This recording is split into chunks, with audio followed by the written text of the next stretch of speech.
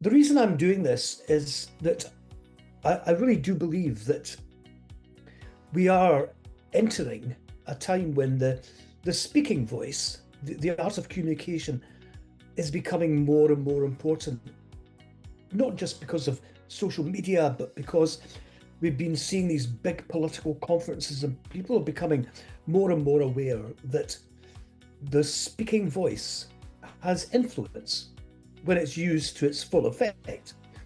And I really want to see more and more people using their voice to its full effect. So hence, this is going to be a quick, run through of what I think leadership communication is about. And leadership communication is very much the same as when I'm speaking to an audience. The same principles apply. So I've got Mayoa, who's going to help me use the slides tonight. So can we get the first slide up, Mayomi? This is one of my favorite ever quotes, and it's, if you want to build a ship, don't drum up the men to gather wood, divide the work and give orders. Instead, teach them to yearn for the vast and endless sea. The reason I like this is because I think it really does sum up what the art of communication is about and the art of leadership's about, because leadership is not giving people orders. It's not about tasks. It's about something much bigger than that. It's about, how do you get people on side? It's with a vision, the why. And this quote is really, it sums up for me the emotion behind the vision. It's about something more than this is what we're going to do. It's something more than, what I would like you to do. It's something more than these are the steps we're going to take. It's something much bigger than that. It's an emotional connection.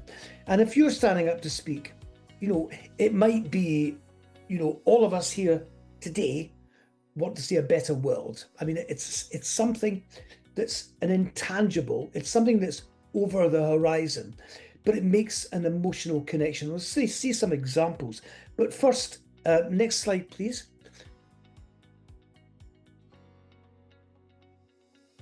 Most leaders undercommunicate their vision by a factor of 10, which means that even some of the best companies, some of the biggest companies, don't clarify what they're there to do. And I see vision statements that are really, quite benign. They actually describe what they do rather than why they're doing it. So let's look at some great examples of vision statements, which I really like. Next slide, please. This is Southwest Airlines in the States, and they set out with a vision to be the most loved and profitable airline in the world. Now, the word loved is not one that's used in flight, the business of flying, because it's all about safety. It's all about getting people from A to Z. And here was an airline saying, we want to be the most loved. So how are they going to be the most loved? Next slide. This is really critical here. They have a philosophy, a mission statement that they want their people to carry at all times. And it's a warrior spirit and a fun-loving attitude. Now, the amazing thing about this particular airline is it really started the whole humor thing at the point of doing the safety instructions.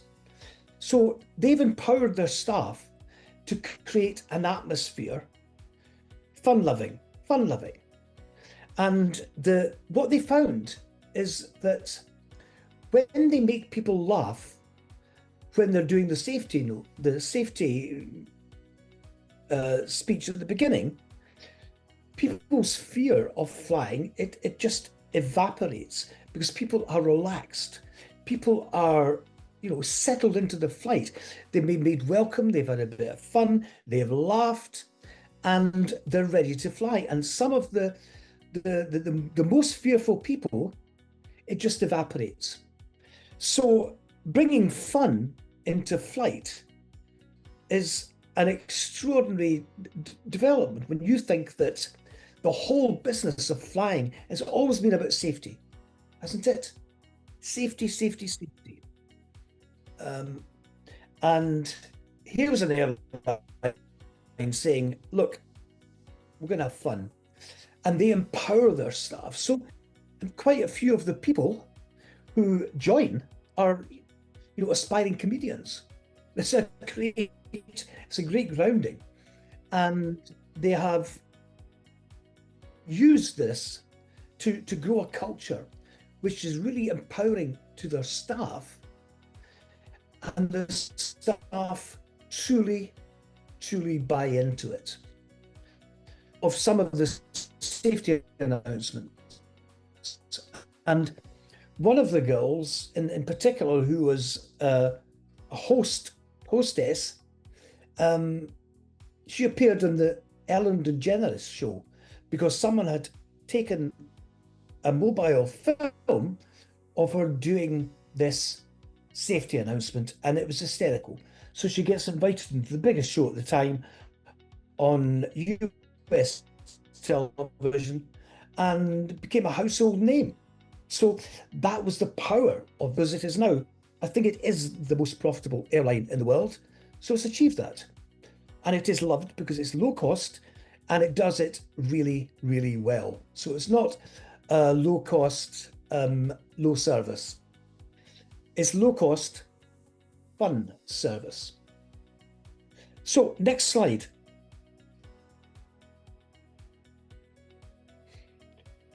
If anyone hasn't seen this program, it's on BBC Two. Please watch it. It's now the best thing to do is go into iPlayer because it shows something really quite remarkable. Freddie Flintoff was a very, very good cricketer, a huge character in international cricket, and he set about this plan to take some of the most troubled youngsters from his home city of Preston in the north of England to India and to get them participating in the sport of cricket and to take on competitors and to try and grow these young people. And he was faced with a huge challenge. But then, not long before they were due to go, he himself was involved in a terrible accident. It was filming of a program called Top Gear on BBC, which involves effectively boys being boys with fast motors. And he got seriously injured. And of course, the whole thing had to be put off. It seemed like indefinitely. But a year later, he went back to the boys and he said, look, I've been, as you know, injured. I've had face grafts. You can see in his face there, he's had, multiple injuries. And he said, it's back on. And when you see this program, you see how he, as a leader, has got a remarkable empathy with these young people. Maybe even more so after his accident. And they've got, young people with autism, young people who are just, not quite there when it comes to joining in society. They've got, some pretty poor behaviour, some antisocial behaviour. And as the programme develops, I think it's the third episode, I can't remember, he gave the captaincy in this match in India to someone who was the least likely to ever be asked to take a leadership role. And this guy said, okay, but the language he uses, Freddie Flintoff, is all about, I believe in you. I trust you. You can do it. I know you can do this. And this young guy steps into the leadership role, and he is astonishingly good. And one of his teammates says at the end, I never thought I'd be saying that so and so would be the best captain I've ever had. And it is a beautiful portrayal of how people can step into leadership. But it was the leadership of Freddie Flintoff that inspired, cajoled, supported the language he used, and he was emotionally invested. And it is a great example of how his language, his genuine emotions connected with the young people. And slowly but surely, they stepped up. And it's worth watching that because it is a real-time example of how leadership has been ignited in this young man and the most unexpected outcomes. So if you haven't seen it, watch it. It's a remarkable piece of television. And I noticed that in the last couple of days, people have been saying that he should be a British Academy Award winner just on the basis of how he helped two autistic young men to stay and navigate really difficult waters for them. The food, the smells, the activity in India was like nothing they'd ever experienced. And I think it's a really, truly brilliant example. So if you get a chance, watch it on BBC iPlayer. It's a brilliant programme, an exemplar of what we're talking about here. Next slide, please, Mayoa. One of the things that I have seen so many times with speakers is this propensity to want to use the language of the industry, the science, the business world, and it doesn't work. Because what people want above all else is simple explanations. And here's a great example of something really complex being made simple. And you see if you recognize it. Next slide. This is the introduction by Jeff Bezos, who obviously started Amazon, to Kindle, this concept of Kindle. And how do you describe something so alien to human beings that you can read all your books on this little device? You can search for your books. If you don't recognize a word, you can look it up. You can underline, and all your underlinings are stored in the cloud. Kindle keeps your place in the book automatically, and you can change the font size. And then our vision for Kindle is every book ever printed in any language at all available in less than 60 seconds.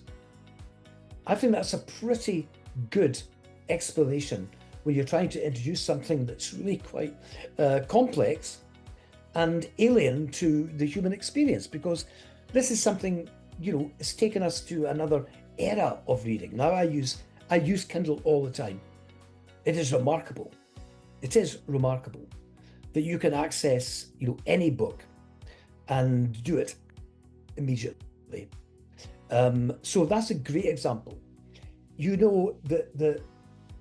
I think the temptation would have been to try and explain it technically, the how rather than the why and the what. And this is a great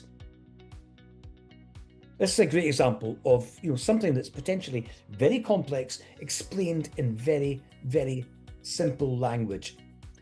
I love it. I love this explanation. But this is what speaking is about. It's not simply about telling people something that you want them to know. It's about clarifying. It's about connecting with them emotionally. It's about being absolutely clear about why. And there's the why. Every book ever printed in any language, all available in less than 60 seconds. That's a pretty compelling vision for the people that work for Amazon, who are introducing this service, and for the consumer. So it's a great example. And I have seen so many people agonize how they explain something that is complex. And, you have to work at it.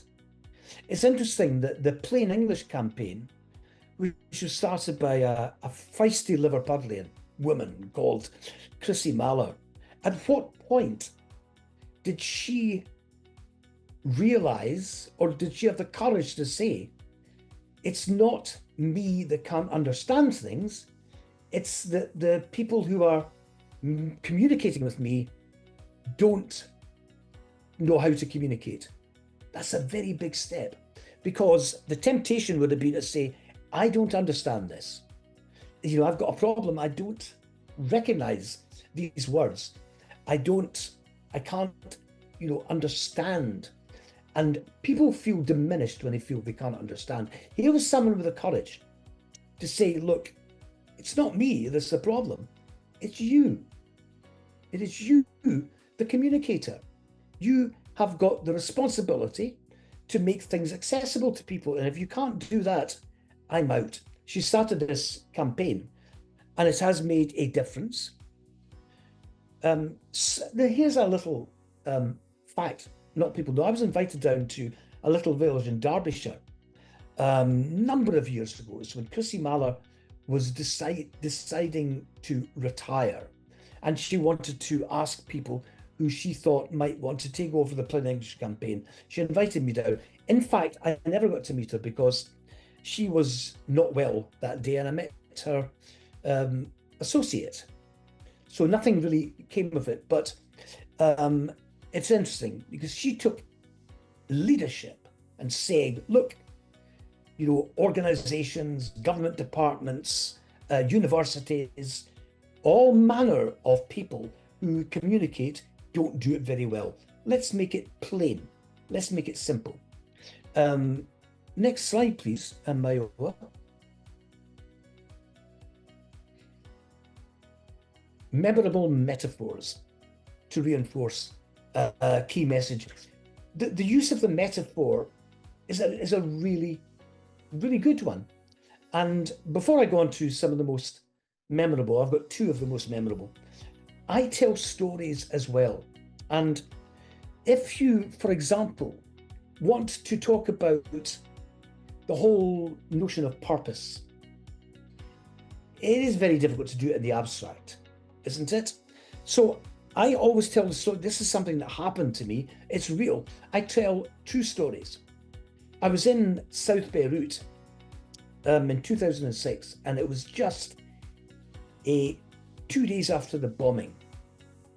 And South Beirut was really targeted, and it was, a fortnight of relentless missile attacks. This is very pertinent just now. And I went down to South Beirut and I saw the damage. It was really quite extraordinary. Buildings razed to the ground.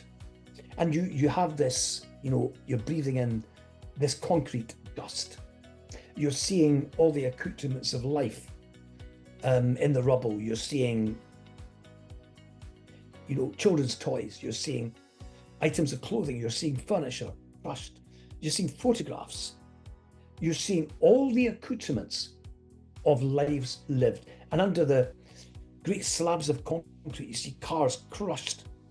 And amidst this extraordinary scene was a man on top of the rubble selling clothing. He had clothes rails up and he was actually selling. So my guide said to me, that was a shop 2 days ago, and it just got flattened. So I went up to this guy and I said, it must have been horrible to lose your shop. And he said, I'm not a shopkeeper. I give people style and confidence. And it really struck me. This was the very exemplification, the whole business of purpose wrapped up in a story. and people get it.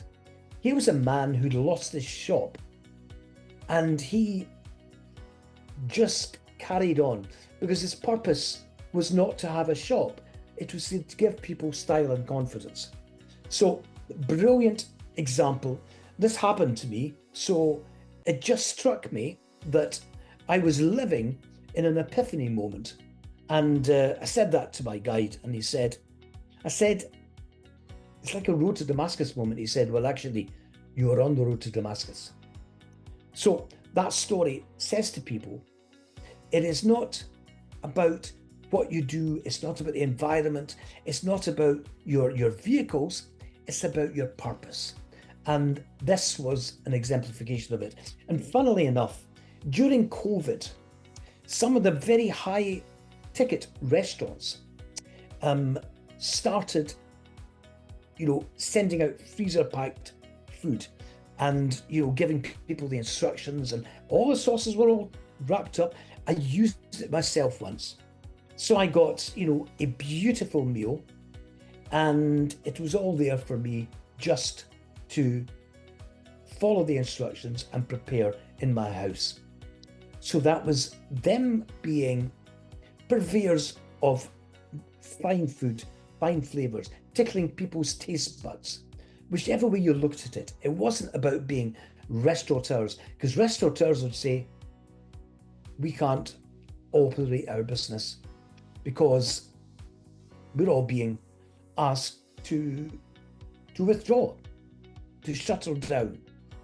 And they showed that it was possible to maintain their passion for food and tap into people at home's passion for food, and they delivered.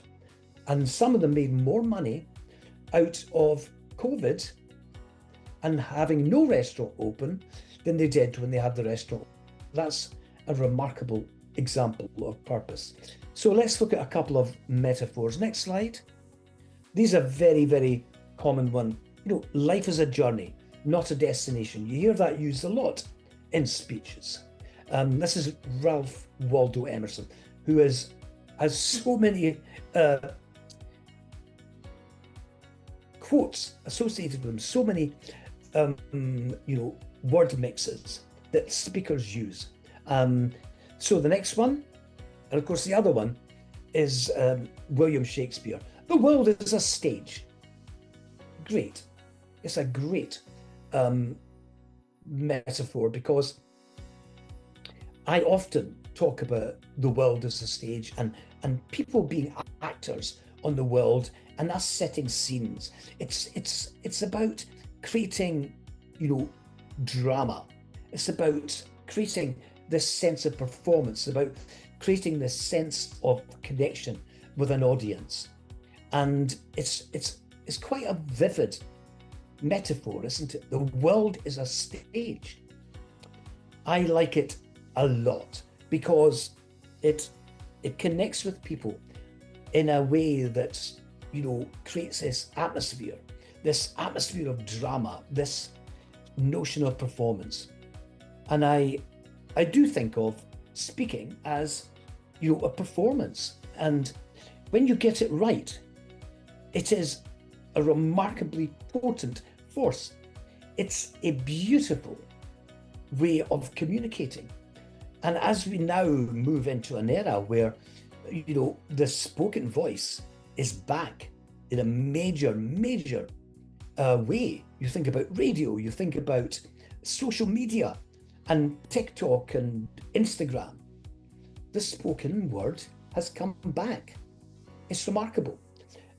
So hence this move to introduce the techniques and the tricks and the tools that great speakers use. Next slide, please. Yeah. How many times have you seen speakers or television programs where the facts and figures are kind of presented in their traditional form, and it is really difficult for audiences to understand, for example, we are spending £2.4 billion on this. It doesn't mean anything to anyone, does it? No one knows what £2 billion looks like.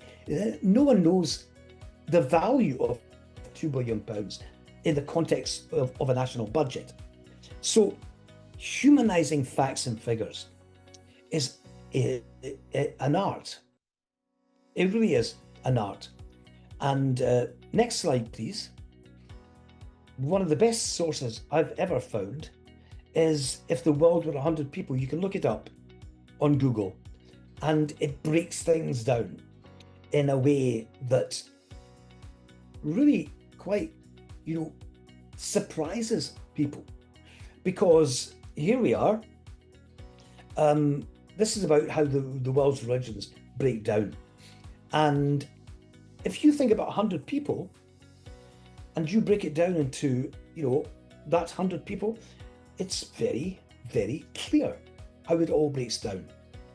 And every time we look at this table, well, the Islamist population grows. It grows. It's now 23 out of 100. Christianity still 31 out of 100. People don't normally see the world in this kind of broken down way, and it's very, very powerful.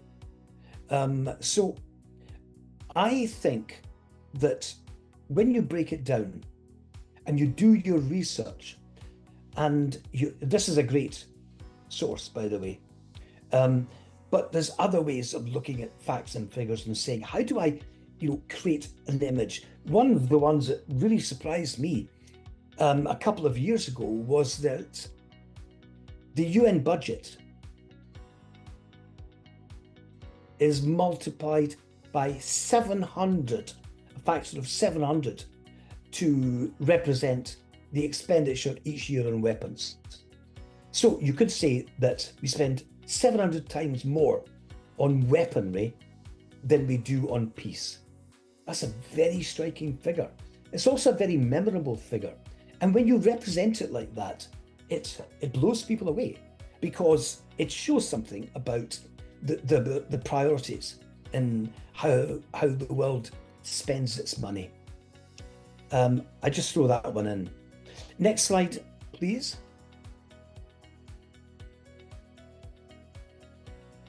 Yeah, if you've got a vision, and I could talk about lots of vision statements. Bill Gates set up Microsoft with a vision, a PC in every home and every office. So he would want to report that. If you are the British cycling team, achieved great stuff in the Olympics over the last number of years. And it was a guy called David Brailsford, who is now with Manchester United.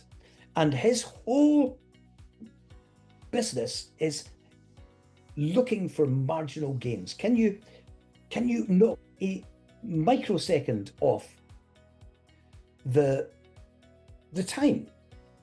That's a marginal gain. Can we, trim the wind speed factor by a microsecond? So if you are leading, you want to be able to report on those marginal gains. In fact, in any business, it is really important to use the reporting system in a way that people can see progress. Tiny progress is enough, because it tells people that you're going in the right direction. So you've got this vision, you've got this whole plan. The plan, the targets only mean something if you're making progress.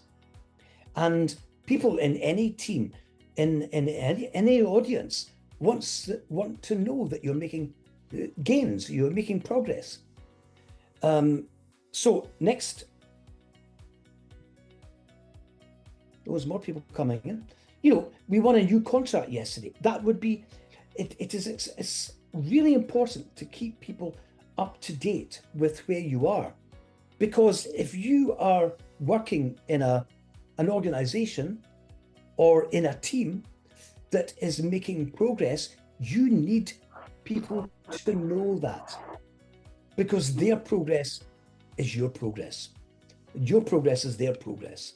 And this is something that can be very badly managed, because if you go to work every day, you want to know that what you're doing is making a difference, that you're getting somewhere. I remember going to the Heinz baked beans. There was a Heinz factory. I think it was just outside Warrington. Of course, Heinz is a great brand name. And Heinz was going through a period of redundancies. So I went down there. They were doing it really well. They created an organization to make sure that all their people were looked after and were given better jobs out in the marketplace, going through training, going through, how a lot of programs. So they didn't want any of their staff to go to a poorer destination, to be poorer as a result of this. But as I was in the atrium, there was quite an old-fashioned factory. As I was in the atrium, I noticed there was a man it was like a bookie's shop. He was up these ladders and he was, marking the progress on each of the belts. They were doing tomato soup, tomato baked beans.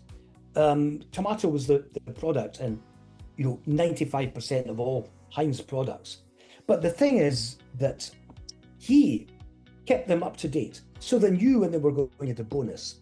And when they went into bonus, there was a real kind of motivation, reignition of the enthusiasm on each of the belts. And I was told when I was there that when he was off one week, this was a guy who'd worked there for many, many years. When he was off, productivity came down because no one was keeping them up to date with where they were in terms of their production numbers. That's that powerful. People want to know how well they're doing. They want to know even the smallest progress, because it shows them that the work they're doing is having an impact. And in a sense, that is what every individual who works in any environment, who's involved in any kind of endeavor wants to know, is how well are we doing? How are we going? What's the latest figures? Really important. And I imagine, with election fever in the United States just now, they will be keeping, both parties will be keeping a very close watch on what the polls are showing. And, this is quite marginal. And they will use those polling figures to motivate themselves. It's going to G them up. So this is a really important thing. And the other thing about, communication is, can you turn those figures, those facts, into something more memorable? This is one of mine. I'll come to it in a second. I was working in Glasgow, and we had lots of teams around the city doing insulation work, draft-proofing work. And we would measure it by the number of houses done. And of course, as the number of houses grew and grew and grew, we were up to something like, 85,000 homes had now been completed around the city. And I wanted to try something different. So I said to the production manager, look, Nori, his name was, if you look back over all the work we've done, can you measure the materials used and what it would look like if it was laid end to end? This is all the materials, loft insulation, draft proofing, door insulation, the works. And he said, oh my God. Anyway, he said, leave it with me. And he went away, and he was away for a week, poring over his figures. So when he came back, and he told me the distance that would be covered if all this material was laid end to end. We plotted it on a map to scale. And next slide, please, Mayoa. And we came up with a new measure. The insulations fitted so far would, if laid end to end, stretch from Motherwell to Moscow. So there you've got a bit of alliteration. Mother was a town in the west of Scotland, and everyone knows where Moscow is. And you heard people repeating this again and again. It suddenly became a proud boast that measuring it in distance, it created a new image in people's heads. And speaking is creating images. It's about tapping into people's imagination. It's about tapping into their emotion. And when you can create something that becomes visually very striking, it gets repeated, and you can see it. You can actually feel this extraordinary progress in a different way altogether. The number of houses is one thing, but the distance covered, if we were to lay all end to end, is extraordinary, isn't it? By the way, that's over 4,500 miles. As we come back to reality here, but this is the kind of thing you can do when you're putting together a presentation, when you're communicating with your teams, and it is the art of finding those little techniques, those metaphors, those images, taking figures and saying, what can we do with this? And it is brilliant, isn't it? How you can take something that's so benign, a figure that just creeps up every day, and say, listen, let's use a different kind of imagery. And I knew that this was going because people were talking about it. People were talking about it. That's it. If it had just been another home, we've done another 5 homes today, it would have just not meant anything, because we would have been doing this progress by progress by progress. And politicians need to learn this as well, because something, the lack of imagination that's used in political rhetoric now means that the message just isn't landing. It's not landing. And leadership is about connecting with people emotionally, showing them that we are going somewhere. We are on a journey. We are traveling. Our promises are unfolding bit by bit. It may not be fast, but it is unfolding. So that was a very important message. Next slide, please.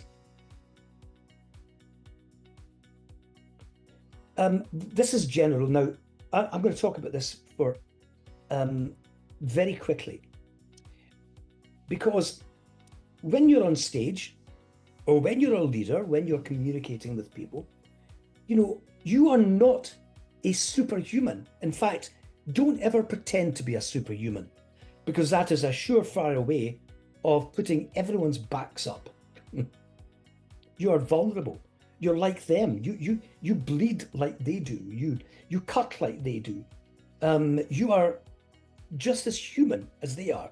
So this vulnerability thing is really important, because you make mistakes. You make errors of judgment. I have, as a leader, I've made lots of mistakes, but you own up to them. You own up to them. And you know what that does? It says to other people, you can make mistakes. And if we own up to our mistakes, we've got a learning point. We're doing something that's just essentially very, very human. And the other thing that, as a communicator, you want to do is, you don't have favorites. There is nothing worse. If you are in an audience or in a workforce, And the person who is speaking or is the leader shows preferences for people. Listen, I've done it early on. I've done it. You're naturally drawn to people that seem to be on message and synced in with your view of the world and their delivering. But it's the worst thing to do. And this is the when you see the Freddie Flintoff cricket thing, if you can get access to that, is brilliant, because how easy would it be for him to up his back? Yes, it's a very simple process. When you're speaking, you have to speak to everyone. Everyone has to feel they're connected with you. Everyone has to feel valued. Everyone has to feel that you are in their sense and run through. And the reason I'm doing this is because I want to put a course together, the most detailed, the most participative, the most enlightening course around this topic, because I don't like the way that public speaking is being taught. And I'll tell you why. There is so much emphasis on projection, but very little about what I think is the most important thing as a communicator, and that's connect with people at an emotional level, at a visceral level. Does that make sense? And that's what I teach. It's what I do as a speaker, with why you're all there together. You want to create a sense of people having something in common, sharing a belief, sharing an aspiration. And right at the minute, that aspiration is pretty much universal, because the world's in a very difficult place just now. We've got immense difficulties. Huge swathes of our population are in difficulty. Our young people, this is the most anxious, much better. So you're a spinner of hope. And a leader is a spinner of hope. A leader gets people excited, enthused about what they do and where they're going. And I think this is absolutely right for this time, because, people call me a motivational speaker. It's actually a very good Google term. I don't like it. I would never have chosen the title of motivational speaker, but I do seem to resonate with audiences. And I think it's about understanding where people are at. It's about having empathy.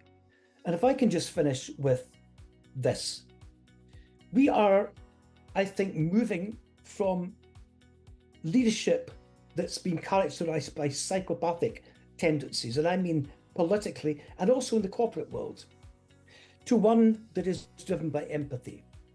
The next generation, our young generation, are much more empathetic than their predecessors, than us, effectively. And the world of business and the world of politics has been ruthlessly driven by people who've got psychopathy. They don't have empathy. So this is why connecting with people emotionally, giving them a sense of their value, their importance, is what leadership is about. It's also what speaking is about. I hope that made sense. And it's a very quick run through. I had 2 vaccines today, and it's made me feel a bit dry and a bit disorientated. So I apologize for not being my absolute best tonight.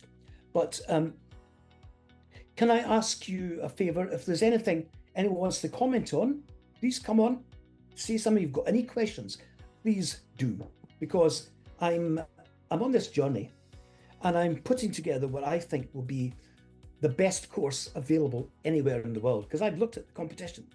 So I know that this move into, empathetic speaking and empathetic leadership is becoming very much, this is not about information now, it's about inspiration. It's about moving people. So comments, please, in the chat. I can ask one more favor. That's fine. Oh, thank you. Thank you. That means a lot. Thank you so much. So if there's anything you can do for me, it's this. If you know of anyone who gets speakers along,